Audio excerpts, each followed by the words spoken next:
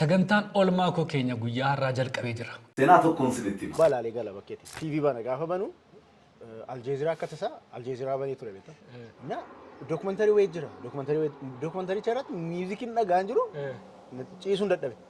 Namni tilfa tokko fadheen halkan keessa saal saddeet been istiidoon dhaqe. Kuni waajjir mana jedhama. Barteekwani miti haddaadha kun jaalala miti maraachala. Namtichi tajaajila taaksii laata. Hojii isaatiif ba'ee dhaabbatee nama eega. Egaa har'a mana see deemnee ciree nyaannu.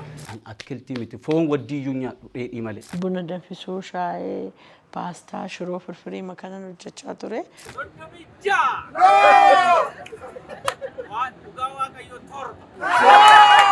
Qoota dibaarii waldorgommii yaadannoo Abbabee Biqilaa jedhameeti kan achitti godhame. Yommuu laalu qullaa ishee wayyaa tokkoyyuu nuffan. Hinnee daawwitii isaatiin sirriitti ishee ilaala. Yoo dhufes mana yaalaa dhufee biree deddeebi'a intanaadha iddoo akkasii na dhukkuba siin jedha. Dhuma irratti sitti mata yookiin waan biraa meena jandaan dhufee ibsa yoo ta'e illee sobee mataa na dhukkuba yookiin garaacha na dhukkuba sitti mee dhuma irratti gaafa boof jiru sitti.